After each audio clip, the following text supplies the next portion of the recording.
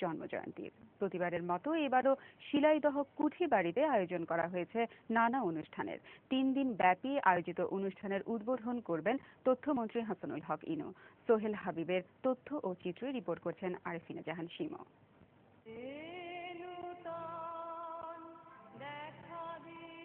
আসছে 25শে বৈশাখ, বিশ্বকবি রবীন্দ্রনাথ ঠাকুরের 153তম জন্মদিন। কুষ্টিয়া জেলা প্রশাসকের আয়োজনে শিলাইদহ কুঠিবাড়ি আঙিনায় 3 দিনব্যাপী উৎসবের মধ্যে রয়েছে আলোচনা, রবীন্দ্রসঙ্গীত পরিবেশন। এছাড়া মূল আঙিনার বাইরে চলবে ঐতিহ্যবাহী গ্রামীণ মেলা। কবিগুরুর জন্মোৎসবকে ঘিরে শিলাইদহ কুঠিবাড়ি আঙিনায় সাজসজ্জার প্রস্তুতি প্রায় শেষের পথে। 8, 9 এবং 10 তারিখে 3 দিন ব্যাপী রবীন্দ্রনাথের জন্মবার্ষিকী এখানে উদযাপিত হবে। এজন্য আমাদের যেই কর্মসূচি নেওয়া ইতিমধ্যে আমরা সেটা গ্রহণ করেছি। স্মৃতি বিজড়িত এই কুঠিবাড়িতে কবিগুরু 1876 খ্রিস্টাব্দে প্রথম আসেন তার ঠাকুরদাদার সাথে। 1890 খ্রিস্টাব্দে 25 নভেম্বর রবীন্দ্রনাথ জমিদারি দেখাশোনার জন্য পরিবার সহ দীর্ঘ 10 বছর সময় কাটান এই কুঠিবাড়িতে। আর এখানে বসে রবীন্দ্রনাথ উপহার দিয়েছেন গান, কবিতা, উপন্যাস।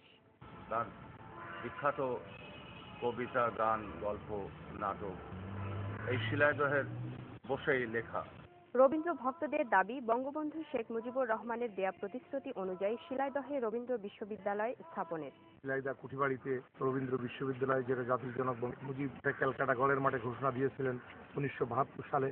যে কাচারি বাড়িতে বসে জমিদারির খাজনা আদায় করেছেন রবীন্দ্রনাথ, অসংখ্য স্মৃতি বিজড়িত সেই কাচারি বাড়ি ও রবীন্দ্রনাথ ঠাকুরের হাতে গড়া দ্বিমহর্ষি দাতব্য চিকিৎসালয় সংরক্ষণের দাবি জানিয়েছেন এলাকার বিশিষ্টজনরা। রবীন্দ্রনাথ ঠাকুরের স্মৃতিধন্য এই কাচারি বাড়ি আজ পরিত্যক্ত অবস্থায় পড়ে আছে। দাতব্য চিকিৎসালয় আছে, তারও জায়গা জমি বেদখল হয়ে যাচ্ছে।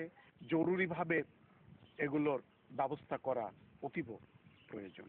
30 বিঘা জমি নিয়ে শিলাইদহ কুঠিবাড়িটিতে রয়েছে 17টি কক্ষ, কিন্তু পাশ দিয়ে বয়ে যাওয়া প্রমত্তা পদ্মা যেন ধেয়ে আসছে এটিকে গ্রাস করতে। তবে কর্তৃপক্ষ জানিয়েছেন অচিরেই নেওয়া হচ্ছে উন্নত প্রযুক্তির পদক্ষেপ।